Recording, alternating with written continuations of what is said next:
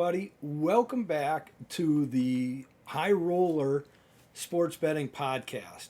And once again, you're here with Coach and T, and we are ready to break down all the Week 0 and Week 1 big games. The other game that starts a little later on that Saturday is Notre Dame versus Ohio State. That's a 7:30 start on ABC. Right now, at the time of recording, Ohio State is a 14.5 point favorite, and the over/under is at 57.5 at time of recording. So with that, what are your thoughts on this game, T? How do you see it? So I have two teams at the top of the country.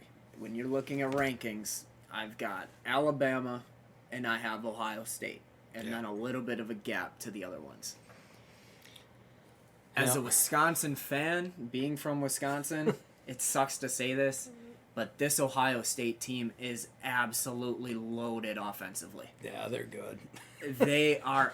This is an offense that if they have the year like they could be right up there with the Joe Burrow LSU team, the Tua and Bryce Young Alabama offenses. This team is special offensively. Yeah, they're scary. Now, defensively, they had a down year last year, but they do bring back 77.8% of their tackles from a year ago. Yep. So a lot of those guys are back. Now, is it good that they're back or bad? That's yet to be seen because they didn't have a great year last year. But also when you're being compared, when your defensive line is being compared to the Bosa brothers, they didn't have that special takeover type kid. Yep, that's the bar, though, that you set when you're playing at an Ohio State. I mean, you've got to perform like a first-round draft choice in the NFL. Like C.J. Stroud will be. Yeah.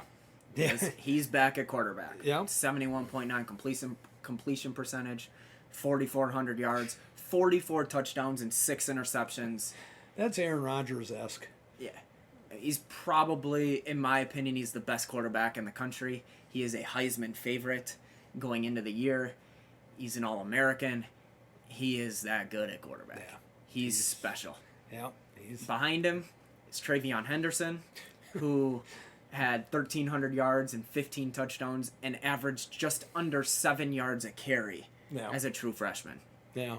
Now, he slowed down a little bit towards the end of the year. Yeah, he got dinged up. He wasn't on that blistering, historic freshman pace like he was. I think he got dinged up a little bit. But still could play, but you could tell he wasn't the same back. Travion Henderson is one of the best running backs in the country this year. Yeah, he's a top 3 kid for me. He's good. Yep. As good as the running back room is, and C.J. Stroud is, their wide receiver room is as equally as good, and they are deep. They've got 10 guys who are all just freakishly talented. This is a 100% reload, not a rebuild at wide receiver for Ohio State. Njigba Smith, or Jackson Smith, I forget exactly how you pronounce that, but probably going to be potentially the number 1 wide receiver taken in the NFL draft next year. Yeah. He's a first-team All-American. They bring back 6 of their top 9 wide receiver targets. The other 3 are going to be playing on Sundays. Yeah. Oh, yeah. I mean, a lot of talent there. And you saw it against Utah. They didn't have some of their top receivers, and it didn't matter. Their offensive line brings back 3 starters, but their O-line last year averaged 5.5 yards a carry, only gave up 17 sacks. This year, their projected offensive line, size-wise, averages 6'5", 317 pounds of future NFL talent. Their O-line is one of the best O-lines in the country. I feel like I keep repeating myself, but they're that good. Yeah, they can pass block and they can run block. They're good. Keep telling me the bad news about Ohio State here. Well, maybe not quite as bad, but the defense, like I mentioned earlier, is what held this team back. But they bring back 9 of their top 10 in terms of tackles from a year ago. They bring back 81% of their total sacks from a year ago. Their D-line should be better. They don't have that Nick or Joey Bosa. No. At least preseason. One of those guys could emerge as that type of talent. No. But they should have a better D-line than they did last year.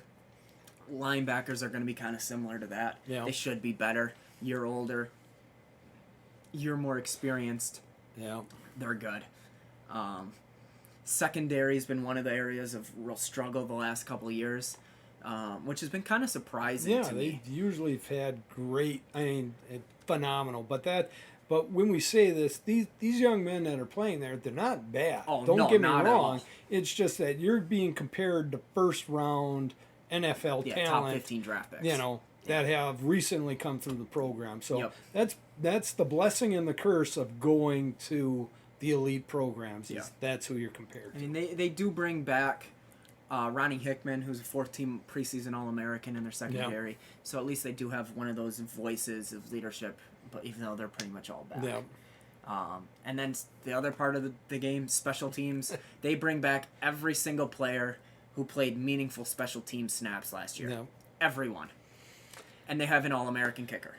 Yeah. When it comes to offense, this team has 0 holes. Yeah. They're just that good. Yeah.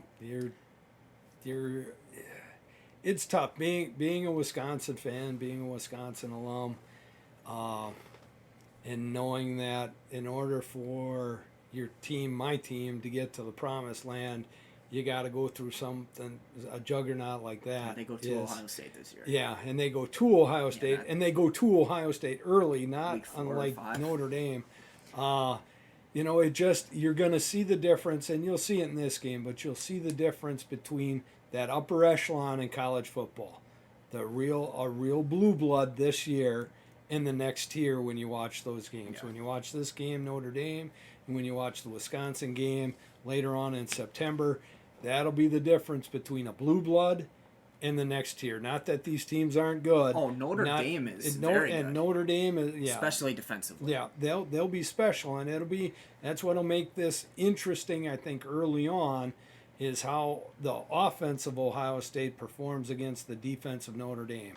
But I'll let you talk about Notre Dame here a little bit. So we'll start with the not as good for Notre Dame, and that's the offense. Yeah. They lose their quarterback, they lose their running back, they lose their top wide receiver. Yeah. And this team really fed off of running the football. Yeah. Cohen in play action was all right last year, but they really needed to run the ball. They replaced him with a mobile quarterback, Tyler Buckner. We'll see how that plays out. Yeah. New coach, they're going to have to change some things because Cohen definitely was not that mobile quarterback. Yeah, They agreed. do have a solid O-line. That'll definitely be a strength for them. 83 combined career starts. And they bring back 4 starters from last year. So Yeah. that's a positive. They're thin at wide receiver, but Well, that's not how Notre Dame is going to win football games. yeah, I agree. Notre Dame is going to win football games because they have one of the best defenses in the country. They have 2 potential high draft picks in the upcoming NFL draft in future years, in a D lineman and a D tackle. Yeah. Their linebacker group is loaded. They replaced the Butkus Award winner 2 years ago, brought in the replacement, and J.D. Berdand led him in tackles. Yeah. Didn't miss it. Now, I shouldn't say didn't miss a beat because they did miss one of the best linebackers in the country, but still led them, still was that voice. They're good. They returned 3 guys from their secondary, including Cam Hart at corner, who could have gone to the NFL.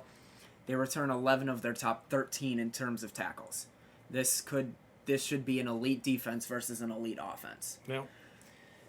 And to me, that's what makes this game somewhat intriguing, is you're seeing the real strength of Ohio State versus the real strength of Notre Dame, and you're seeing the potential weaknesses, and believe me, these aren't weaknesses for an average team, but the Ohio State defense versus the Notre Dame offense. I think for me, why this point spread is so big boils down to a couple things. Number one, it's at Ohio State.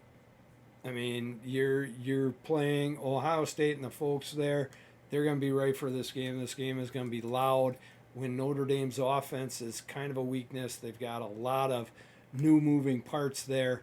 I look for Ohio State not to give up many points in this game. And then when you flip it over on the other side, it's, this spread is 17.5, I think I got down. At time of recording, it's more than 2 touchdowns because Ohio State is just that elite offensively. You're not. I mean, Good offense beats good defense. yeah, and you're talking great offense versus great defense, and there aren't going to be many teams, and watch this as Notre Dame plays into the future. There aren't going to be many teams that can do to Notre Dame what Ohio State can do. And Which could give value on Notre Dame if all of a sudden Ohio State drops a Exactly. 50 piece on them. Yeah, you will see an potential overreaction. So look for that in the future. But I'm just looking at it right now. For me, it's tough. I also felt this way about Ohio State last year, and they laid an egg against Oregon. So Last year they had a relatively unproven running back. Exactly. C.J. Stroud had hype. Yeah, but he was new, and you could tell it was his first game. So, but when C.J. Stroud is arguably he's a top 3 quarterback in college football, Henderson's a top 3 back. Their offensive line is phenomenal. They've got the best wide receiver group in the nation. I'll take Ohio State. No offense, USC. No, USC. They're up you'll there. give me crap, but No, I'll take Ohio I ain't State. giving you crap at all. I know. State Ohio, is that good. They can play, and I expect Ohio State to win big. Where I've got it, I don't see a lot of value in that 17.5. But Same. what are you thinking on I've this got the one? line about 17.5, 18 as well. And there's a mismatch on paper. Notre Dame has an elite defense. Yes. Yep. Ohio State is not going to be held under 30 in this game. It's not, if any team holds Ohio State under 30. Yeah. I think there are potentially 3 teams in the nation that could potentially do that, and I'm just saying potentially, and that's Alabama, Georgia, and Notre Dame. Beyond that, I don't know if there's anybody else. And I don't think Notre Dame is holding them under 30. And I don't think Notre Dame's going to do it, so we'll have to wait till the college football playoffs to see if Georgia or Alabama can hold them under 30. And I hope this Ohio State team does not drop one, because I really want to see them. They're going to beat Wisconsin. I hope they drop one to Wisconsin in a couple weeks, but hey. Go Bucky! Staying on track with this game. Exactly. Total hasn't really moved. It's come, depending on where, if you're in Vegas, make sure to shop that. There's 58.5s available. There's 57.5s available, depending on which side you like. Yeah. Make sure you get the best of the number. Yeah, I agree. To me, this is going to be one of those games. Make some popcorn and just enjoy the show because this Ohio State team is that good on paper. I agree. I think this is the best game of the early slate that we got going. I think it'll be the most entertaining. It's just not the easiest one to bet. Yeah. Which is totally cool. Yeah. Enjoy the game. Yeah. Now we're moving.